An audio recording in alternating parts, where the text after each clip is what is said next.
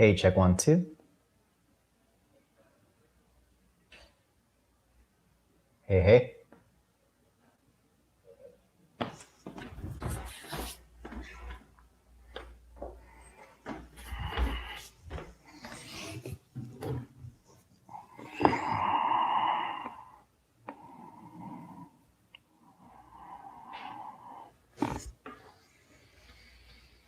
Good morning, good afternoon, good evening, wherever you are. Thank you for tuning in. First and foremost, I'm deeply sorry for those of you that are watching live. I apologize. I messed up the time schedule today. So thank you for your showing up anyway at a little bit of different time. I appreciate that. And for those of you that weren't able to make this live, I apologize for the mistake on my part. It definitely will not happen again.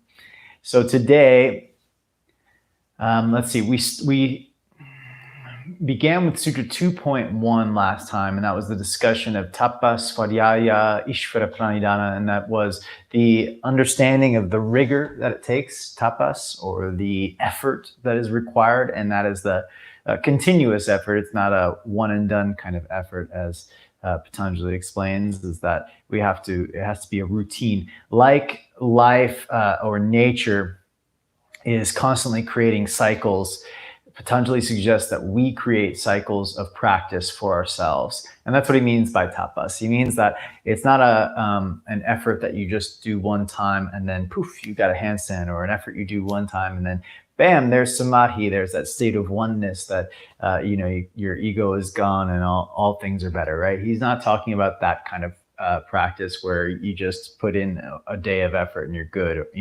He's talking about the consistent effort. And that's why I use the word rigor. This is a word that my teacher Rudrani, she used to use this all the time, the rigor of the yoga practice. It really, for me, that word captures the fire of tapas, the intensity, the heat, because tapas is coming from this word of friction, or heat that comes from friction.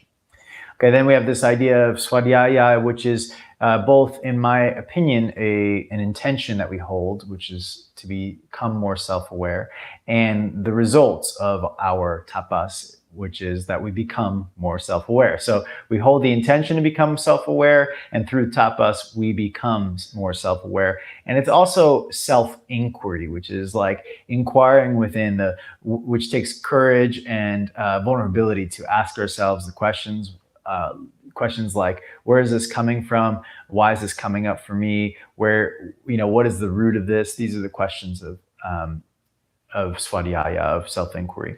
Then we have ishvara pranidhana, as I mentioned, was like surrender to the divine order of nature, to the divine order of your physical body, which is a part of nature. Understanding that you can put this effort into handstand and you can put in the rigor and the work, but you cannot control the timing for which your body absorbs the information on a physical level, and of course on a mental level as well, until the mind is ready to work towards handstand or be in a handstand. And that, obviously, in the Yoga Sutras, maybe it's not obvious, he's not talking about handstand. He's not talking about the physical practice of yoga. He's not even talking about really the body. He's talking about the mind and, on a more macrocosmic level of experiencing samadhi. But we can apply it to the microcosms of our asana practice. And then hopefully, my hope for you is that you take it the next step and you bring it out into your everyday life. And so what I wanted to, go from there today to what he says, that if you practice these three parts, which he calls are the requirements of Kriya Yoga. Kriya Yoga means action. Yoga means uniting. If we want to unite through action, then we practice these three things: rigor, awareness, and surrender. Okay, so we practice these three things, and by doing so, we are less likely to fall victim to the distortions of the mind, or quite literally translated, the twists of the mind, which is the kleshas. Now, there's 5 different kleshas. We're not going to go over them today, but we will go over one of the kleshas, and that is raga. Raga is attachment. It's attachment to primarily that. So nature has a cycle, right? If you think about it, when you wake up in the morning, at some point, hopefully you become hungry, right? And then you like if you stave that off for a little while, maybe you get a little more hungry, then you get starving. Some of you, just bear with the analogy if you're not really a food person, but then you finally eat, right? And then after you eat, you're full. And then suddenly your body's digesting, you get tired, but then you get hungry again. And this cycle is built into nature, that you will always like yearn for filling up. And as soon as you attain it, or as soon as you get it, you'll be yearning for the next fill. Okay, it's everywhere inside of us. And so the mind is no exception, except that Patanjali explains that this is the issue, is that it happens in the mind and then it gets misplaced, essentially. So it's not necessarily that the yearning for, let's say, desire itself is not necessarily the problem, but it's what we start placing our desires on. So he's saying you'll be less prone to desire, but at the same time, he is telling us that what we should desire is that pursuit of oneness. So throughout the entire sutras, he's talking about the desire to connect to universal intelligence that is within us at all times. And then he says, don't desire. Okay, so there's always a dichotomy and a contrasting statement throughout the sutras. That's how it's basically written. It says one thing and then it says the opposite. It's because the mind, our part of our mind called the buddhi, is the intellect. It always likes to do things in contrast to one another. So the Yoga Sutras is laid out the same way, an acknowledgement that the mind is set up that way, so it provides both sides of the spectrum. So he's saying desire but don't desire, and he's saying achieve but don't achieve. He's saying things like this, right?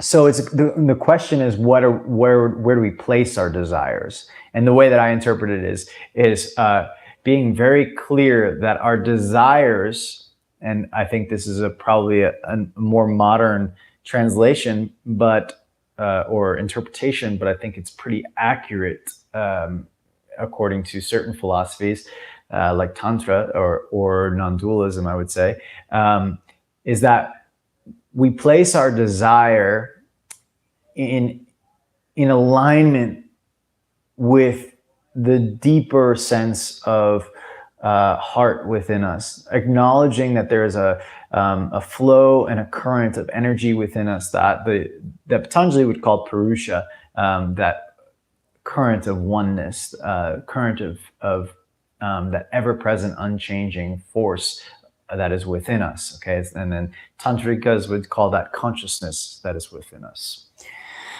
So if we desire to connect with that, then our desire is well placed. Okay, now what happens is we don't connect with that, and as a result, we start trying to desire, or we place our desires on all external things. So the Yoga Sutras is all about trying to get our desire to go inward, to place our wanting, our yearning, our cravings for connectivity to the oneness of energy, the consciousness that flows through us.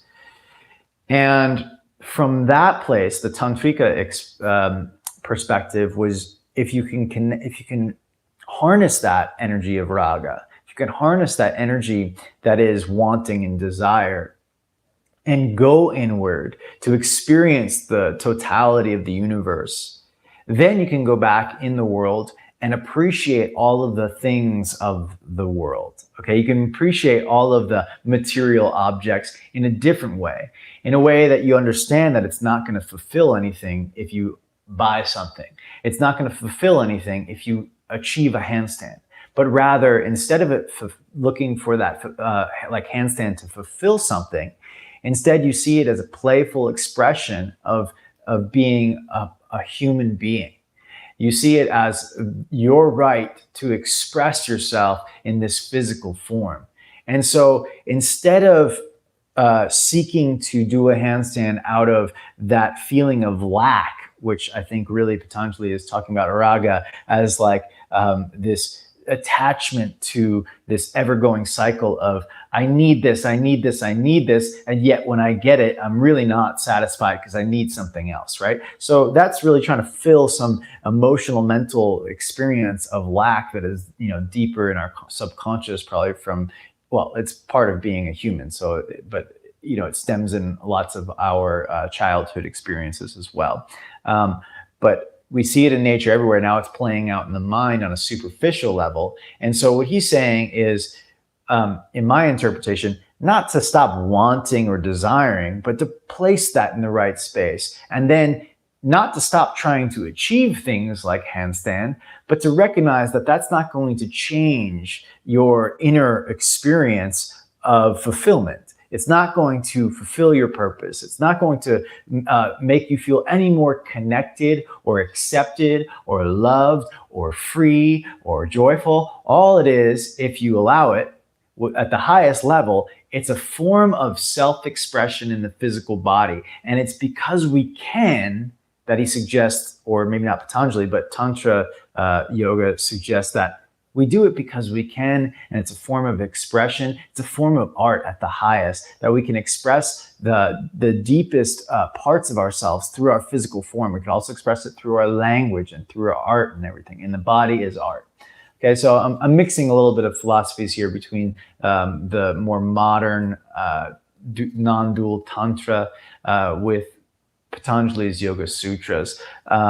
Because the Patanjali Yoga Sutras are incredible, but they tend to be so outdated that what has happened since is so many years of yogis practicing have then taken what Patanjali has said and evolved that, with which any lineage should do, right? Any lineage of anything great should take it. The student should be able to integrate it deeply, and then they should be able to expand upon it, because the universe is ever expanding. And so what non-dual Tantra has done is taken Patanjali's era of philosophy and theories and has expanded upon it. Okay, so we still go for the handstand, but not to fulfill some feeling of freedom or some feeling of lack or some feeling of need for other people to look at us for attention or whatever,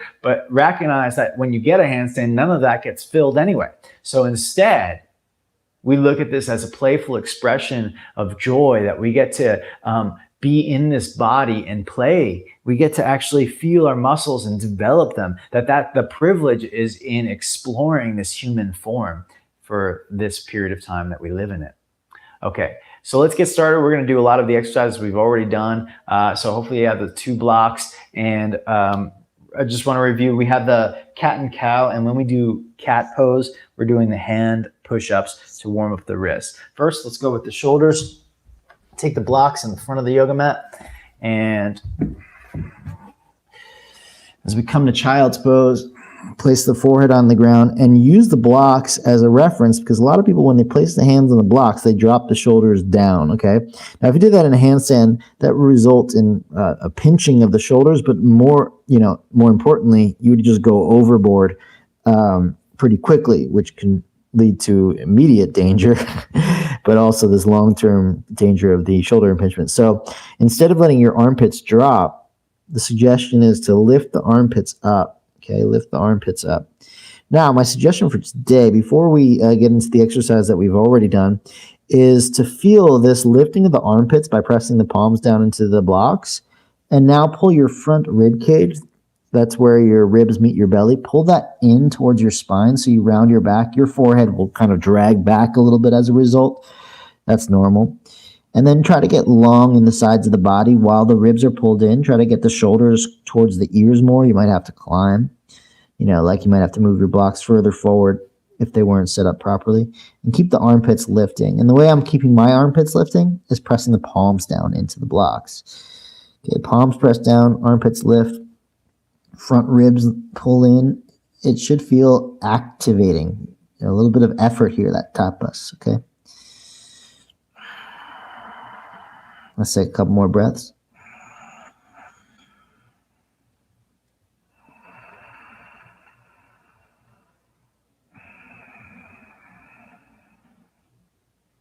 Okay, and then release some of that effort. And let's do the exercise we did to warm up the shoulders. Lift the armpits up. Now take your left hand up off the block. Again, you can raise the blocks if this is too easy for you. And then move it over to the left, outside the block. Then lift the shoulder up, armpit up. Then lift the hand up. Move the hand over the block into the inside. Place the left hand down on the inside. Then inhale, lift the left hand up, and then place it right back down onto the block. Right armpit lifts, right hand lifts, right hand goes outside and touches the ground. Right armpit lifts, right hand lifts, goes over the block to the inside, touches the ground. Right armpit lifts, right hand lifts, right hand back onto the block. Left side, armpit, hand, outside. Armpit, hand, inside. Armpit, hand, block. Right side, armpit, hand, outside. Armpit, hand, inside. Armpit, hand, block. One more time each side. Left armpit up, hand up, outside. Left armpit up, hand up, inside. Left armpit up, hand up, block. Right side, armpit up, hand up, outside. Right armpit up, hand up, inside. Right armpit up, hand up, block. All right, release the blocks. Now we have our shoulders warmed up. Come forward to all fours, hands and knees. And I appreciate everyone that shared a video or a photo in the Facebook group. It was really helpful for me to see. The main thing that I was seeing across the board was wrist strength. So before I'm going to bring this block over so you can see it as if it was the ground. I'd really love to see either that your fingertips are digging into the ground like so, which is not my main suggestion, or your finger pads. That's more my main suggestion, but it doesn't necessarily matter. There will be slightly different muscles that activate there and a slightly different feeling, but there needs to be this resistance in the hands in order to really develop these, because you got to understand that these flexors of the wrist, they come from all the way down and connect to your fingertips. If they're not active, then this joint is just floppy, and it doesn't matter how strong your core is, how strong your shoulders are, how strong your elbows are, whatever your alignment is. If this joint is floppy, the handstand's always gonna break at the wrist, meaning you're always gonna fall because your wrist is not strong, okay? Because your wrist needs to lock in place so that when all your body weight, basically, all your body weight goes this way, you have to not let it go that way. You have to stop. Okay, you can see it even because the block is floating. When I lean, if I push, the block would go down this way. But because the ground doesn't move, when I push, it moves my body back, and that's how you learn how to balance. Okay, so we got to get our fingers active. And thank you all for posting so I could really see, what's happening in your bodies. So we go inhale, fingers grip the ground. Inhale, arch the back. Exhale, push down through the metacarpals. Lift the heel of the hand up and round the back. Inhale, heel of the hand can slowly come back down, arch the back. Exhale, push down through the metacarpals, round the back. Inhale, slowly lead the heel back to the ground. Inhale, arch. Exhale, push through the metacarpals, round. Inhale, slowly let the heel of the hand come down, arch. Exhale, push through the metacarpals and round. Again, inhale, slowly heel the hand down, arch. Exhale, push through the metacarpals. Inhale, heel the hand down, arch. Now find your fingers, dig into the ground. Let's come to downward facing dog with the fingers really digging in. Any movements here you want to take? I like to do, for especially warming up for handstand, I like to do a little wag of the tail side to side because it gives a nice big stretch across the lats, the trapezius muscles here. When I wag the tail, I really reach the up. If I'm wagging the tail to the left, my right hand reaches long to stretch the right arm and shoulder.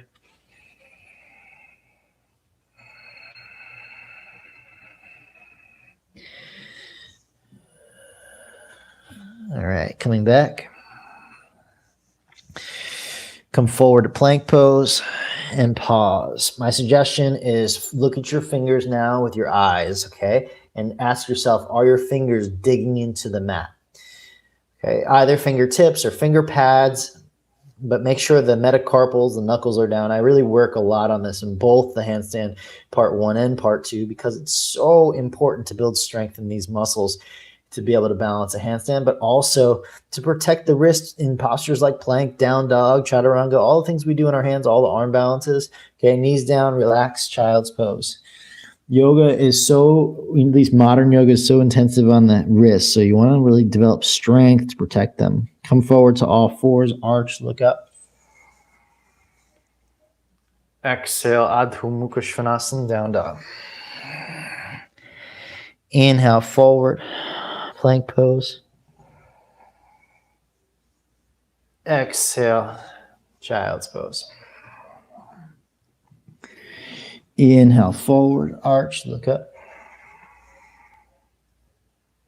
Exhale, hips up and back, down dog.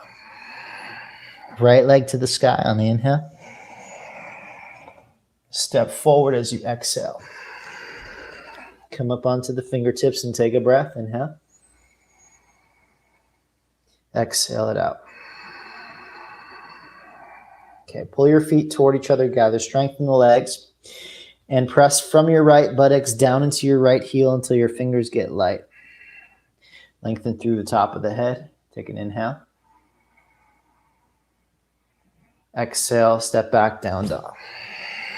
Left leg to the sky, inhale. Step forward as you exhale. High up on the fingertips and we take a breath. Exhale.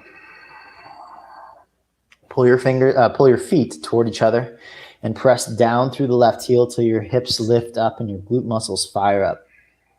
Take a breath to lengthen through the top of the skull. Hold to your exhale. Inhale. Down dog as you exhale. Right leg to the sky. Inhale. Step forward as you exhale. Now I'm going to teach you a little something. So the root of the thumb here is a great base point. So if you can root that down and then really dig into your fingers here, you'll be able to get some strength. Now you could do this on blocks. I like it on fingertips, but if your fingers feel kind of painful here, then I would suggest doing this on blocks like so and really digging into the block. And all you're going to do is you're going to push the ground away with your shoulder blades, moving them apart, and pull your front ribs in. I'll show you once on blocks. Be mindful on the blocks, but you'll jump and switch sides. I personally like the fingertips. I feel it's more stable, but I know a lot of people feel a little bit weaker in the fingers when they haven't been practicing yet. Okay, so all you'll do is you'll pull your ribs in, you'll push through the ground with your hands or your fingertips or the blocks, and separate your shoulder blades. Keep the front ribs in, rounding the back as much as you can, and you take an exhale to hop, switch sides, okay? And what delays the landing is pulling the ribs in and pushing from the shoulder blades apart. Okay, try it a few times. You do it on the exhale.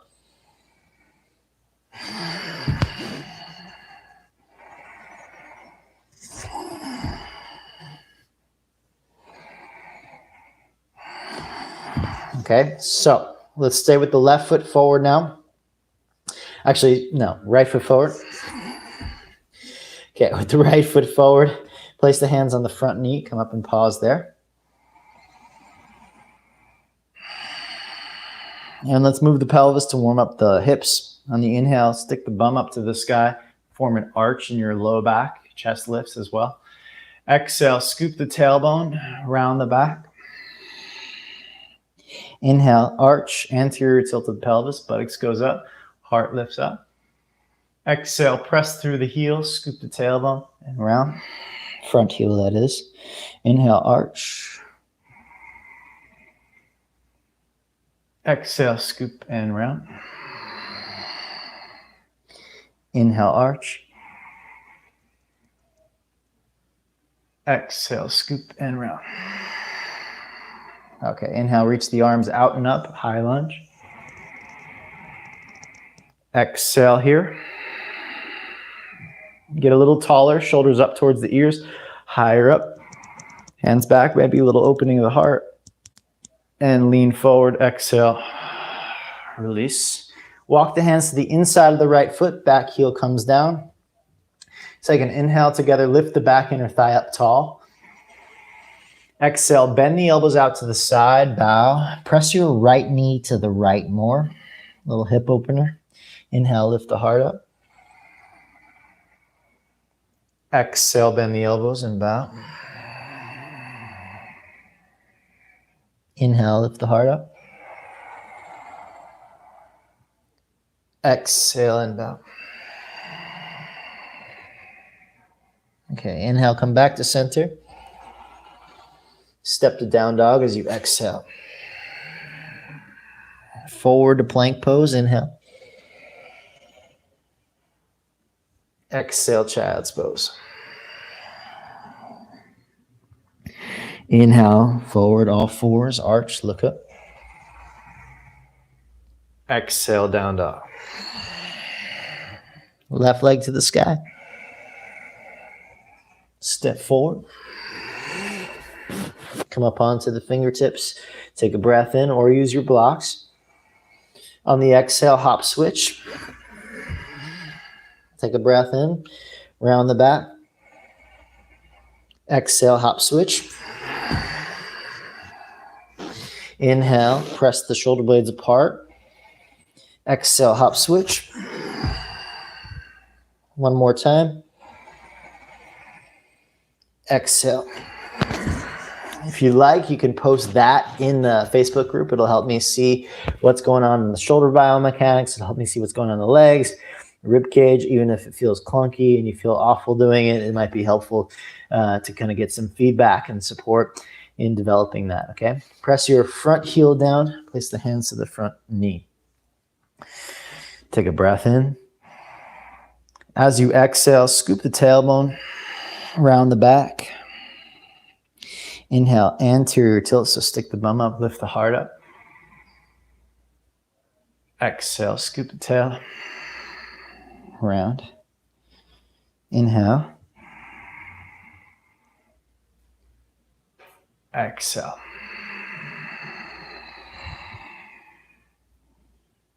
Inhale. Exhale. Inhale one more time.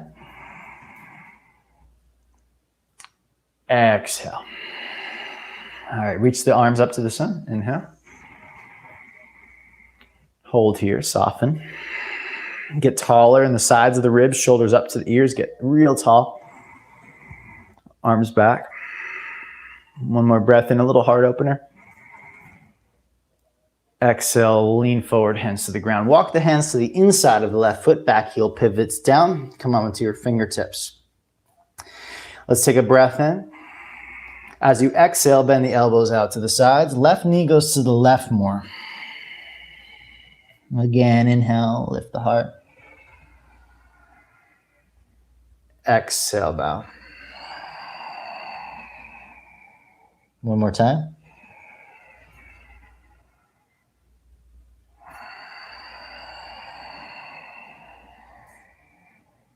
All right, walk the hands back to the center. Let's come to plank pose on the inhale. Chaturanga all the way down. Warm up the back muscles. Inhale, lift the heart. Exhale, release. Again, inhale, lift the heart. Maybe lift the hands up too. Exhale, release. One more time. Inhale, lift the heart. Hands. Release. All fours. Exhale, down dog. All right, let's take a few breaths here. Slow breathing, steady. Excuse me, I just have to fill the water up that's on the fire. It's boiling. I'm not going to try to explain what that what that setup is. All right, so let's walk the feet to the front of the yoga mat. Take an inhale, halfway lift. Exhale and bow. And then interlace the hands behind the back and try to bring the shoulder blades toward each other as you stretch the hands.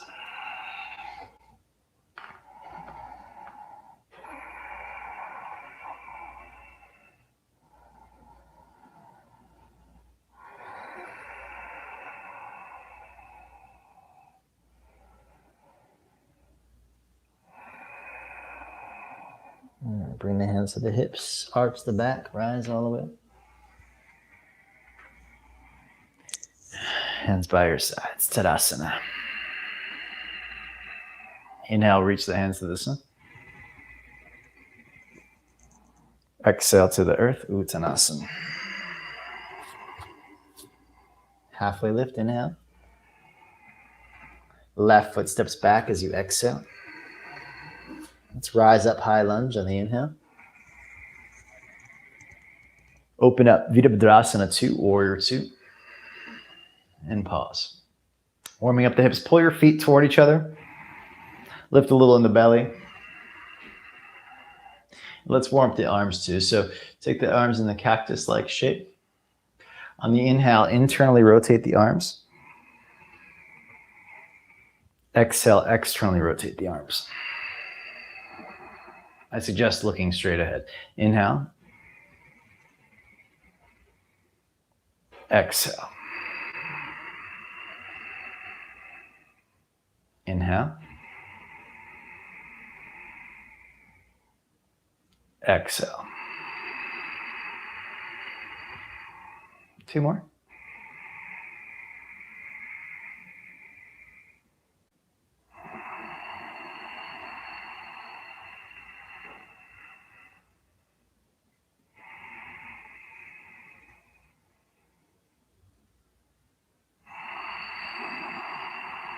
Palms up, Warrior 2. Look over your front hand.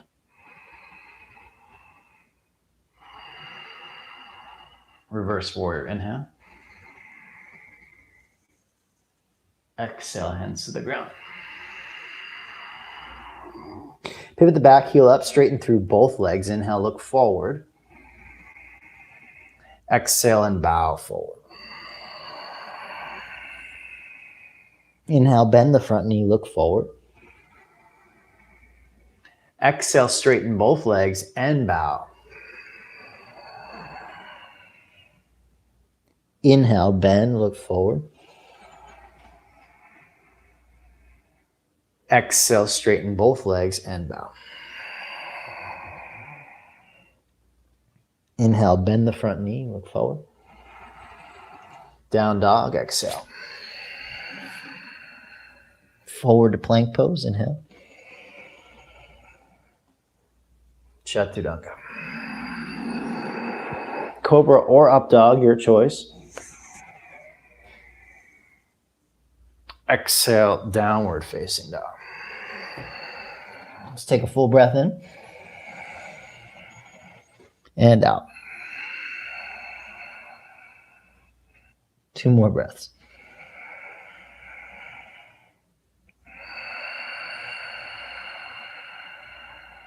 One more breath.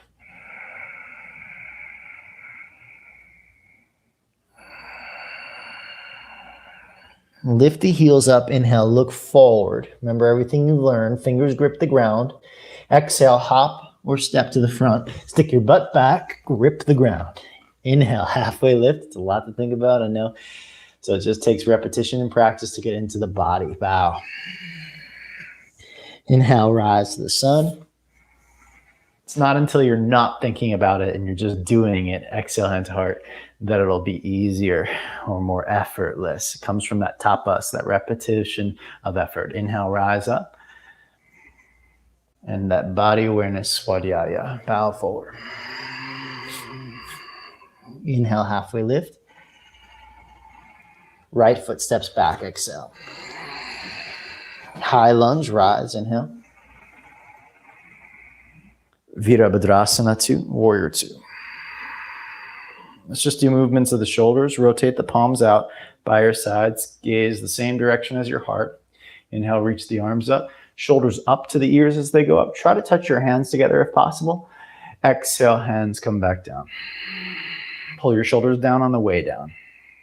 Inhale, reach the arms up. Once the arms go shoulder height, shoulders go up. Exhale, hands come down. As the hands come shoulder height, then shoulders come down. Even pull down. Inhale, hands go up shoulder height, then lift the shoulders up all the way to the ears at the top. Exhale, hands come down at shoulder height, shoulders come down, shoulders pull down, hands by the sides. Inhale, reach the arms up as they come shoulder height, lift the shoulders up, all the way touch the ears. Exhale, hands come down, shoulders come down, they pull down. One more time. Inhale, shoulders up to the ears, touch. Exhale, warrior 2, palms up. Gaze over your front hand, hold here.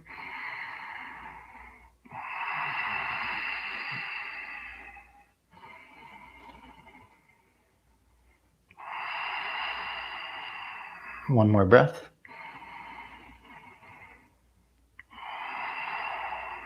Inhale, reverse warrior.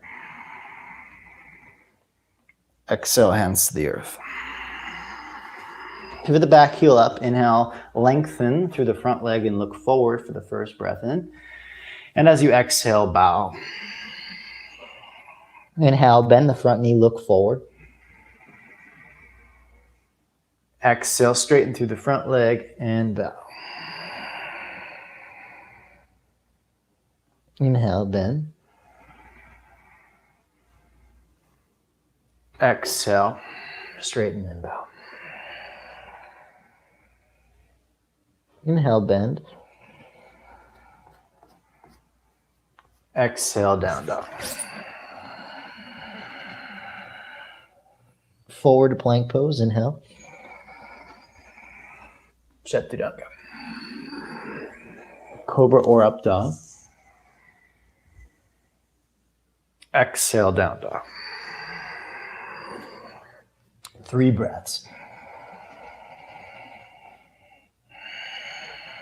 So a more modern interpretation of raga is desire. In the Yoga Sutras, it's not such a good thing. He's saying that's a twist of the mind, something that we want to get rid of.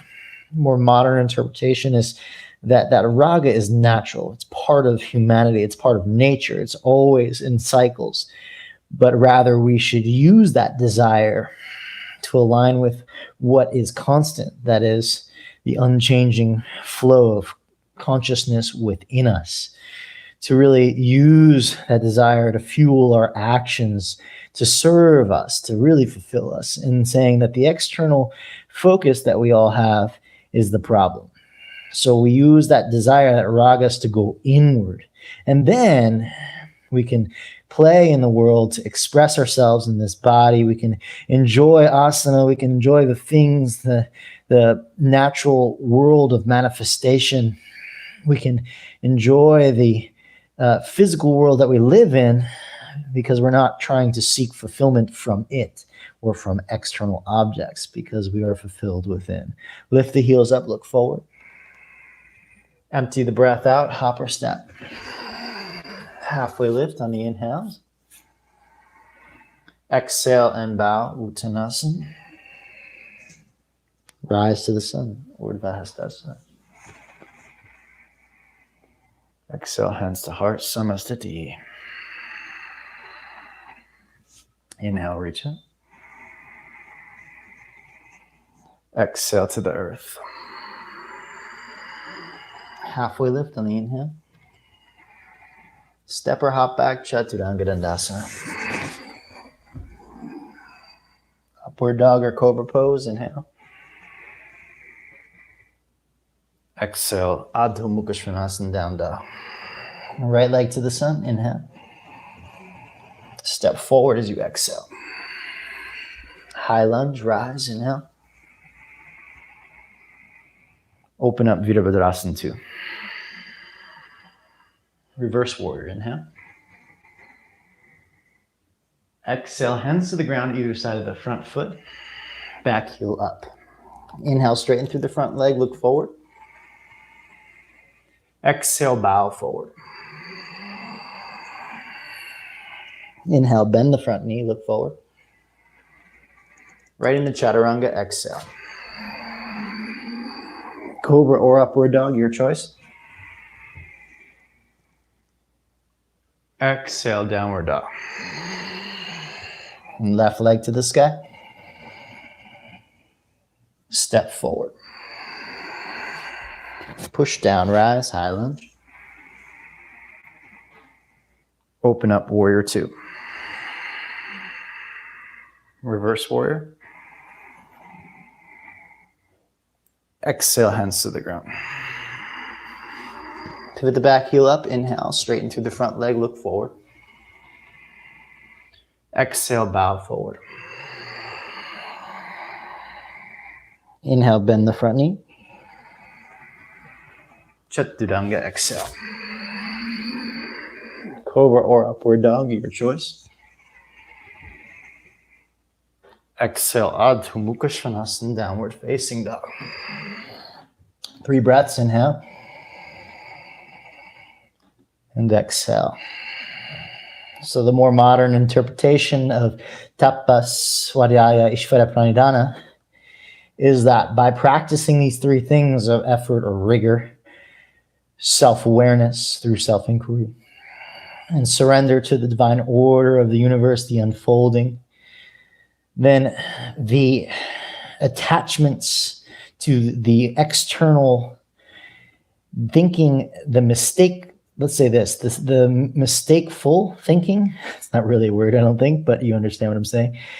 The thinking that is mistaken, that external objects will fulfill us, will diminish when we practice these 3 things. So while desire itself won't disappear, we hope it wouldn't, because that's what, it's part of being human. But the mistake that we believe that external objects and external achievements will fill a void inside of us, this will start to diminish through the practices of Kriya Yoga. Lift the heels, inhale, look forward. Empty the breath, hop or step to the front. Halfway lift, inhale. Exhale, bow. Rise to the sun, Urdhva Hastasana. To the heart, exhale. Bend the knees, Utkatasana, chair pose. Arms up. Move the hips back and press the backs of the heels out. Press the hamstrings, the buttocks out. Let's take 3 breaths. Inhale. Heart up, low back in an arch position. Get the back muscles warmed up. Inhale. Shoulders up. 1 more. Exhale, bow. Half lift, inhale. Step or hop, Chaturanga Dandasana. Cobra or upward dog, inhale. Exhale, Adho Mukha Svanasana, down dog. Right leg, inhale up to the sky. Step forward. High lunge, rise. Open warrior 2. Reverse warrior, inhale. Exhale, hands to either side of the front foot. Pivot the back heel up, look forward. Inhale, straighten through the front leg. Exhale, bow. Now inhale, bend the front knee. Take the hands out in front. Supported warrior 3. So fingertips to the ground, left leg comes up. Okay, from your left glute muscles and hamstrings, lift the inner back thigh up to the sky. From your right hamstrings and glutes, scoop the tail a little bit so your chest comes up higher, your buttock muscles engaged, and your fingertips come just barely to the ground. Maybe you need blocks. Keep scooping the right buttocks underneath. Keep lifting the left leg up. Both legs are straight as possible. You may need blocks, and that's great. Take 2 more breaths. One more breath. Bend both knees. Left knee comes outside the right ankle for a seated spinal twist, Ardha Matsyendrasana. Take an inhale. We're going to open twist first. Inhale, lift the heart up. Turn to the left. One more. Inhale. Turn to the left. Now keep this, but bow diagonally to the inside of your right foot. Open up the right hip a bit. So I suggest bending the elbows and pressing your right knee out to the right.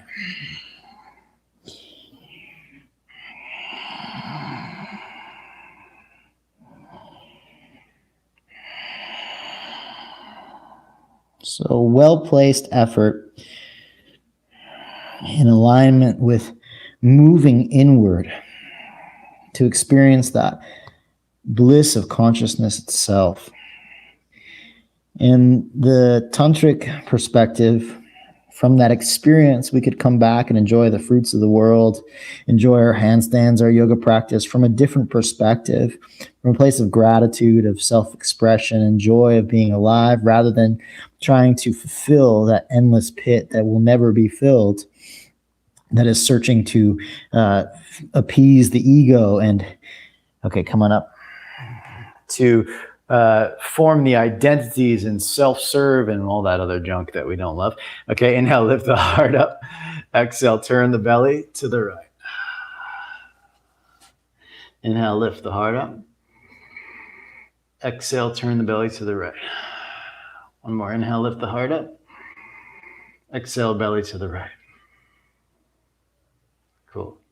Let's take the right leg, which is the top leg. You're going to swing it back around. I don't love this transition because you always got to adjust it, but you're going to come into pigeon pose. Okay, so just do your best to make the adjustment as necessary. And this pigeon pose, you're not going to be bowing forward. You can take a moment to reach back and get into the hip stretch for a second. But for this pose, we're here to awaken the buttocks and hamstrings. So what we'll do is pull the 2 knees toward each other until the hips lift up again. Scoop the tailbone slightly until you get your buttocks activated, and then kind of pulse as if you're going to jump off of the ground, okay? Like you're going to jump up. It's not really possible. Don't do it. But feel like those muscles are going to activate, and then push to reach the arms up. Okay, lift the belly up, lift the chest up. It has to be a back bend, otherwise it will hurt your spine. So press the chest forward. Lift the heart up. Take a full breath in. One more breath. Exhale, release the hands. All right. Inhale to 3-legged dog. Left leg goes up and back. Exhale, chaturanga, 3-legged. Cobra or upward dog. Inhale. Exhale, Adho Mukha Svanasana. Take a moment. So raga is one of the twists of the minds, and it has to do with attachment, right? Raga, a distortion or twist of the mind that keeps us fixated on external objects, external things, achievements that don't necessarily serve us, or the mistake that we believe they will serve us, and then they don't. And so we keep in this negative cycle, this downward spiral, more and more seeking, more and more searching, when what Patanjali is saying is use that energy, or at least the interpretation I'm sharing today, use that energy to go inward, use that desire to touch the deepest parts of yourself, use that deep desire, that wanting, that craving to experience the fullness of all you are. And from that fullness, you won't feel so empty on the outside, but rather, instead of it being trying to do handstand to prove something to yourself or to anybody else, to feel something, you'll just do it for the joy of doing it. Left leg to the sky. Inhale. Step forward. High lunge, rise. Open warrior two. Reverse. Inhale. Exhale, hands to the ground. Pivot the back heel up. Inhale, straighten through the front leg, look forward. Exhale, bow forward. Inhale, bend the front knee. Fingertips out in front, lift the back leg up. Supported warrior three. Okay, use the strength of your glutes and hamstrings of the right leg to lift the leg up tall and strong. In contrast, your left sit bone, tuck it underneath so your left hamstring activates, and it'll actually make it harder to lift the back leg up. You want that. You want both legs fighting one another with strength, okay? That's how they get stronger. They work against one another. Okay, use the resistance of each other to get stronger. Lift the heart up. Keep pressing through the left heel. Keep lifting through the right heel. 2 more breaths.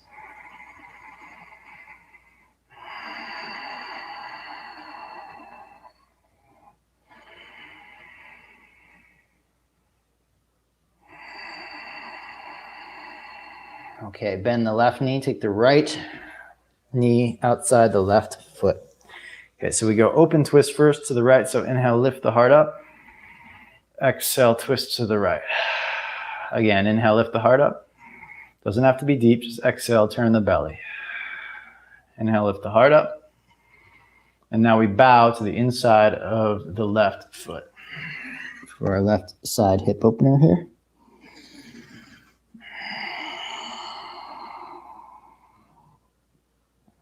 Again, the word is raga for attachment. The mind's attachment.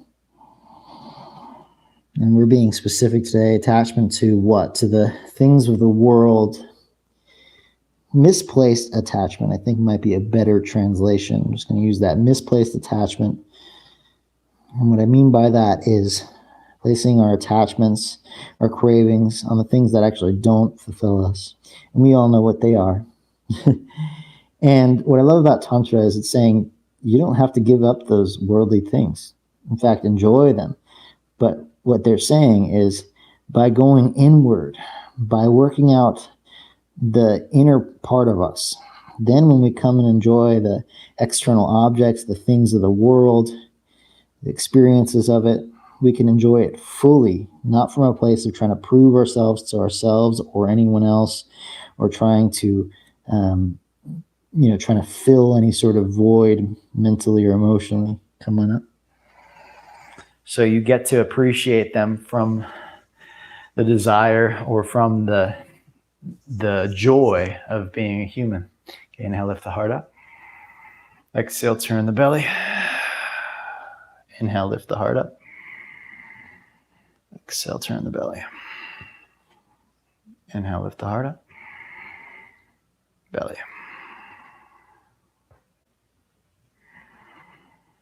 All right, come back to center. Swing the top leg around and do this terrible transition, but it's for efficiency's sake. Pigeon pose.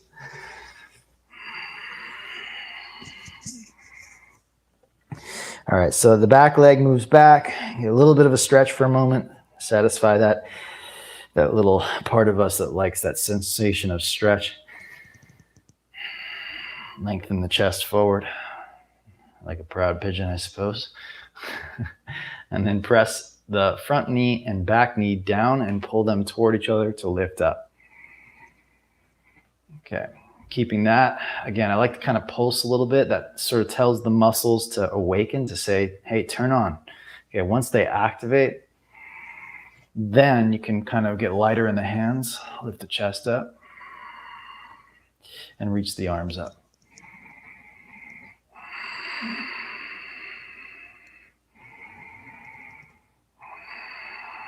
Two more breaths. One more. Exhale, hands to the ground. Let's go three-legged dog. Inhale. Chaturanga, three-legged. Cobra or up dog. Exhale, down dog. Let's take a few breaths. Practice for the sake of practicing, because it is a gift that we get to. Now, usually we can't do that until we really touch the fullness of all that is inside of ourselves. And then that raga diminishes, stops trying to fulfill the ego, the voids of our emotional, mental experiences. And instead, through these practices of tapas, through this practice of rigor and self-awareness, the yoga practice becomes a celebration rather than trying to attain postures. And then handstand becomes the result of our awareness of our physical body rather than a pursuit, an endless pursuit to prove ourselves to ourselves or anybody else. But rather, handstand becomes fun and joyful. Okay, walk the feet to the front of the yoga mat. Take an inhale, halfway lift.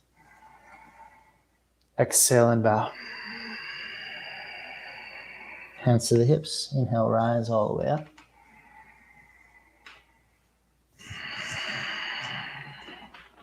Okay, so come to chair pose, Utkatasana.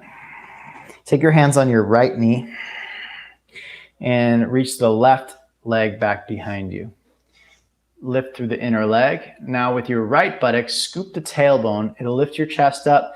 It'll drop the back leg lower because the pelvis is tilting, okay? And you'll feel your right buttocks fire up, okay? I'd like you to do that. So scoop your right sit bone and then lift the left leg in contrast, and they'll fight one another.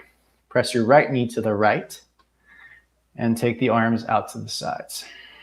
Let's do 3 breaths. Inhale. Exhale. 2 more. Inhale. Scoop the tail a little bit more. Left leg up. 1 more. Good. Come back to chair pose. Inhale. Stand up. Okay, so you want to make sure that the hips are not dropping on the thigh.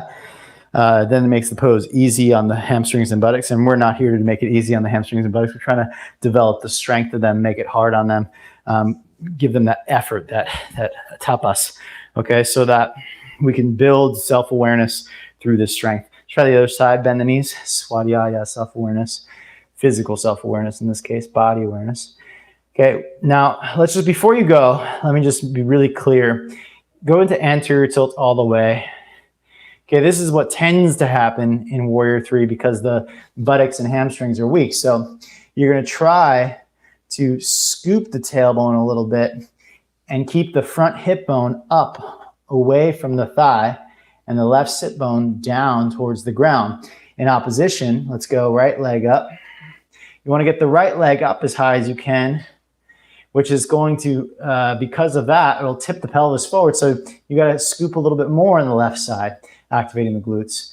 But then the right leg is going to lower, so you got to lift the right leg up higher. They keep fighting one another, back and forth, okay, until you find that they're equally active and strong and working, you know, I'd say against one another, but really in balance with one another. Now take the arms out to the sides. Do some breaths.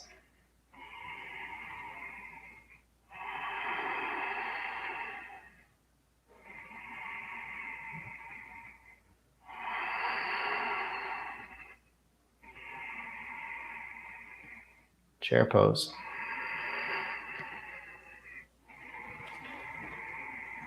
Stand on it. All right.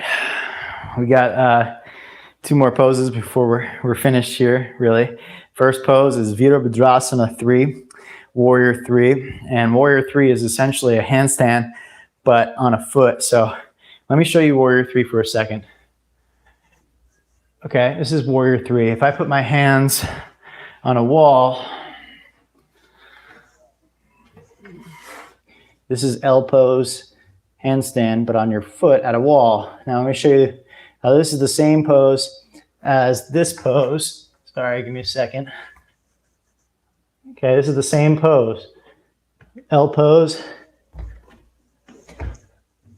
L pose. All right, so come to a wall. And it's hard to find the right distance for yourself because it's your torso plus your shoulders, but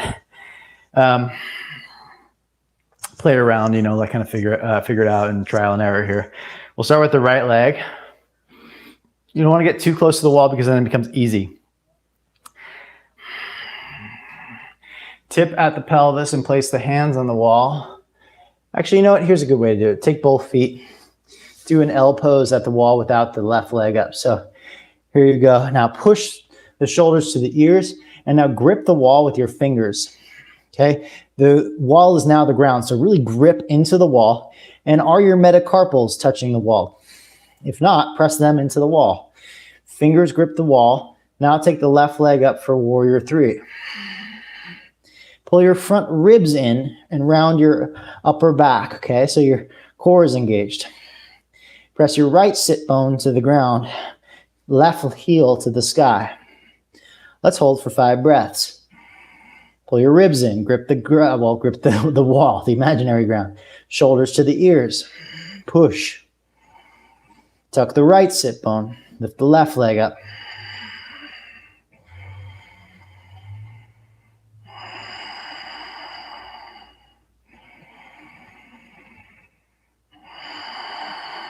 Left leg to the ground. Come on out of that.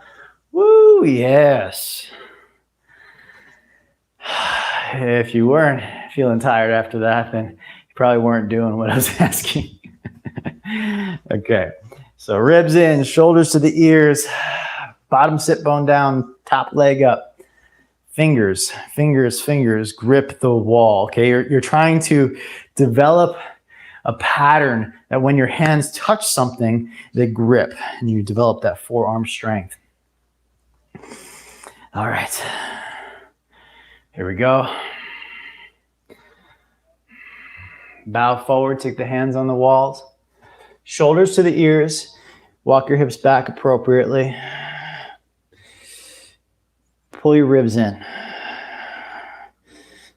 Okay, with your ribs in, fingers grip the wall. Take the right leg up to the sky.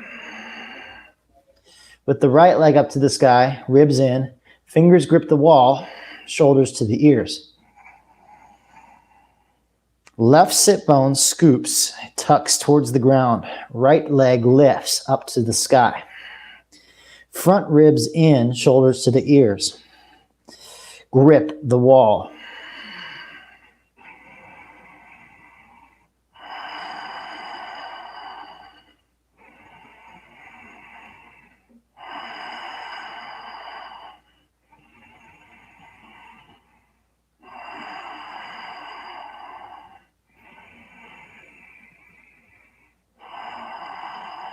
Come on up. Hallelujah. All right. Lastly, we'll flip this one more time today, and that will be on our back. In fact, let's have the head facing the front so we'll be prepared for Shavasana. And I'm going to lower this a little bit since I'm not going to be coming up anymore and give you a better view here. Okay. I think that should be good. All right, so we do the same pose on our backs, and of course, next time we'll take it onto our hands, but we need to get the shape really dialed into our system, really aware of this physical form. Okay, so now take the right leg up to the sky, like so. Left heel on the ground, both thighs parallel, so make sure neither thigh is rotating out. Take the arms overhead, shoulders to the ears. Okay, now in this position, you'll probably feel that your rib cage pops up off the ground like this.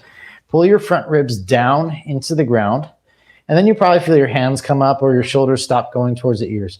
Shoulders to the ears, rib cage down. Scoop the tailbone, straighten up the legs, and lift your left heel 1 centimeter off the ground. When I say that, everybody lifts it up like this. This is easy. Lift your left leg 1 centimeter off the ground. Pull the right leg closest to your chest as you can.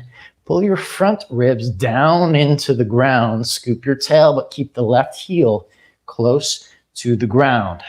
Keep your right leg close to your face, left heel close to the ground, shoulders to the ears, ribs down, and release. If you weren't working hard to do that, again, you probably weren't doing what I asked, or your superhuman strength, which is amazing. Okay, let's try the other side.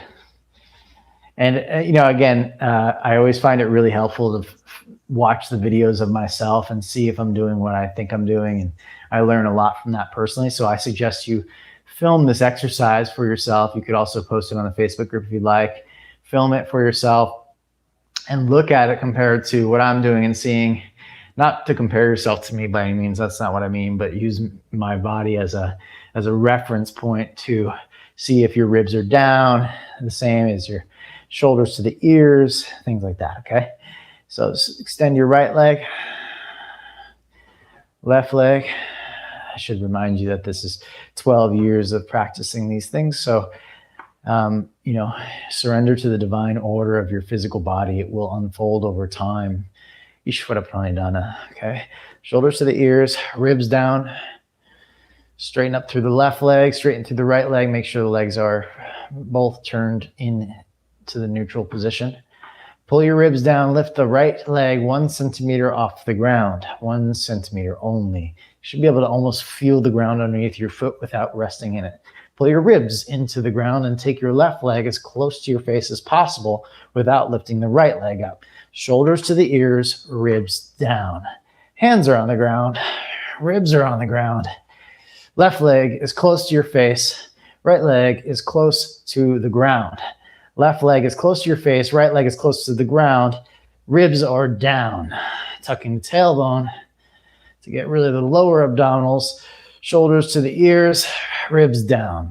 Tucking the tailbone, lower abdominals there will help zip your pubic bone, that is. Take your left leg as close to your face as possible. Right leg closer to the ground. Now your left leg, if you have greater strength and flexibility, could come closer than mine. So if so, please do that. Shoulders to the ears, ribs down, tuck the tail. Pubic bone zips towards the navel. And release. Okay, so that's L pose, handstand. Just flipped around with gravity so you're not on your hands. All right, let's release all that.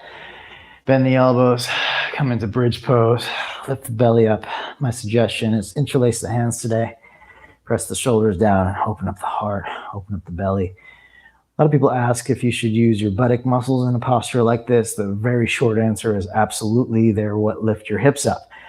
Without your buttocks active, your hips won't rise. So you should use your buttock muscles. You should use your back muscles. Use all the muscles that create the actions. See if you can release the abdominals, stretch them longer, create more space between your ribs and your hips.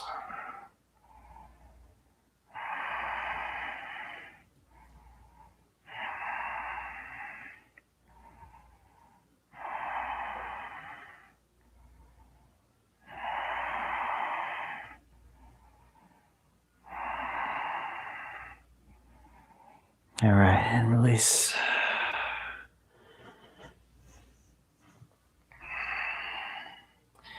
All right, if you feel wound up from that, and you don't think you're going to be able to relax, then I suggest a little hip opener on each side. Some of you like to end on a high note and it makes you feel more relaxed, so please proceed to Shavasana. Happy baby. You could also do a spinal twist, anything that you need to really feel settled. Sometimes what I like to do is Paschimottanasana, seated forward fold, but on my back like this. It's a little different than plow because the center of the heart is on the ground and the neck isn't taking the pressure.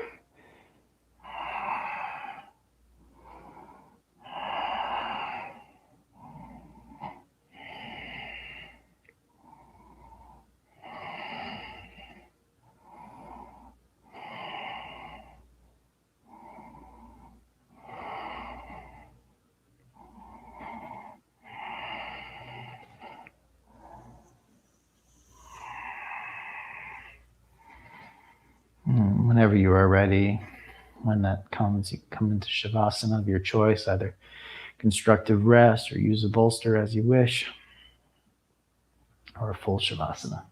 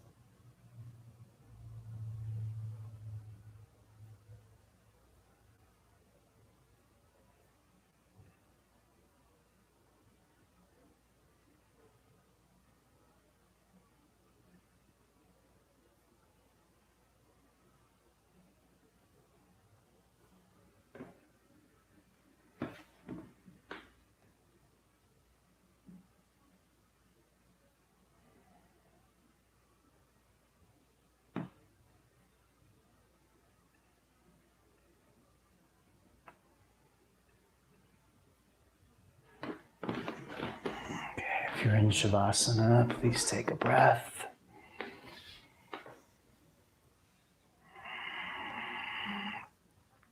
Awaken through the fingers and toes.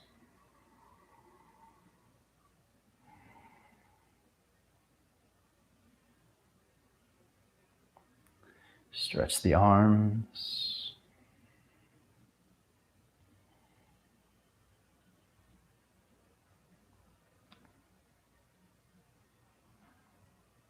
Roll to your right side.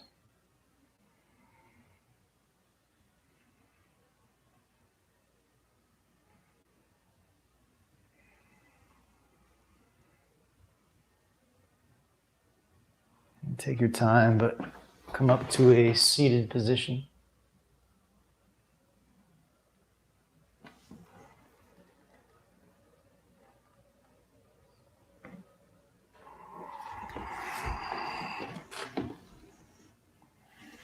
place the palms together in front of the heart.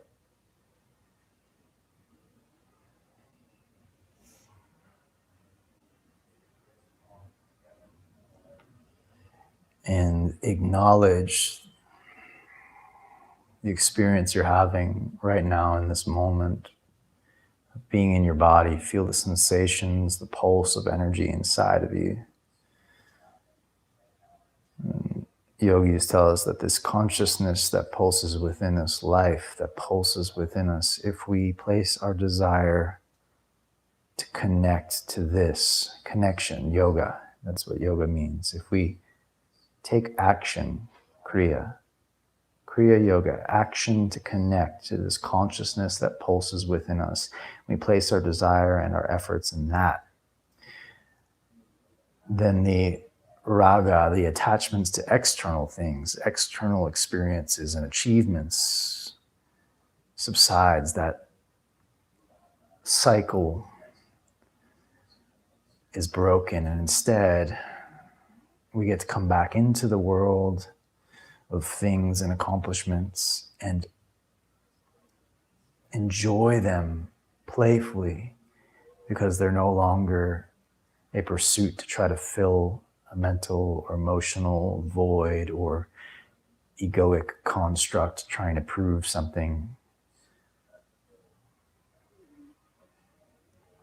but rather it's a play.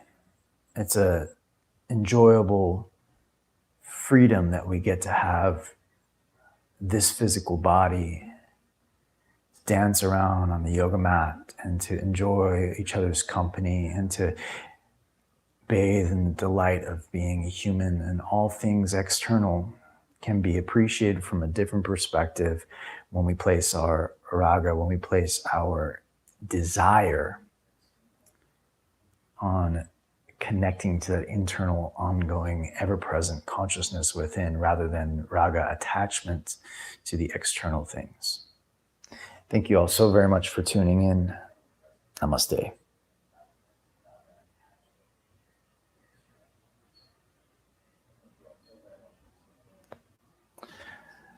Got a little cut off, I guess, on the internet on the in the Shavasana. So hopefully it didn't cut it too short for you. And tried to see where we were.